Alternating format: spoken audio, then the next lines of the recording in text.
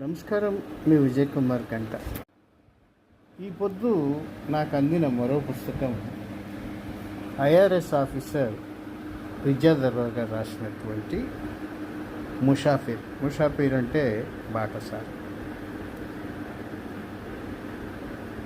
విద్యాధర్రావు జల్ది గారి సాహిత్యాన్ని గురించి ప్రత్యేకంగా చెప్పనవసరం లేదు. విమల సాహితీ సేవా సంస్థ ద్వారా అనేక మంది కవులను ఆయన పరిచయం చేస్తారు.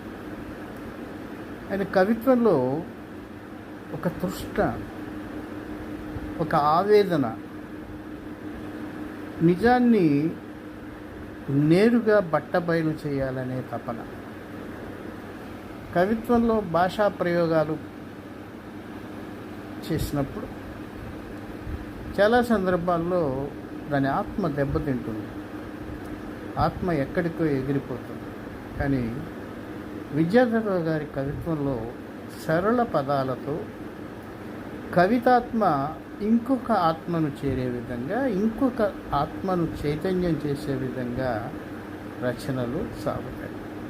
బహుశా ఆయన చాలా పుస్తకాలు రాశారు.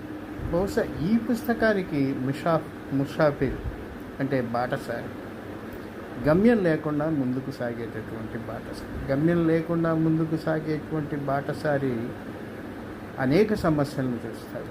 తన కళ్ళెదుటి అనేక అంశాల మీద ఆయన ఒక అవగాహనకు వస్తాయి. మచ్కి విద్యాధర్రావు గారి కవితలో ఓ 2 ముక్కలు, 2 నుంచి 4 వచనాలు చెప్తాను. వయాసిస్ వెతుకులాటలో ఒంటరి అడుగులు వేస్తూ మరీచికల భ్రమణ మైదానాలపై విహరించిన వాడిని దారి మరచి తిరుగుతుంటే పూలబాటలో మళ్లించాం. సూర్యకిరణం సోకలేని దట్టని వనాల్లో తీసుకెళ్ళాం. ఈ అనురాగ జీవన మాధుర్య ప్రవాహంలో వదిలేస్తాం. తాజ్యాత్మంలో మునిగి తేరుకునే వేళ అదృశ్యమవుతావు. నీ కోసం ఏ శిఖరాలపై వెతకను, అగాధాలలో పిలువను, వెతికి వేసారే వేళ అకస్మాత్తుగా దయావర్షం కురిపిస్తావు. మురిపాల కడలి మోసుకొచ్చి కడదాకా ముంచుతావు. లేచి చూస్తే తప్పించుకుని దాగుడు మూతలు ఆడతావు.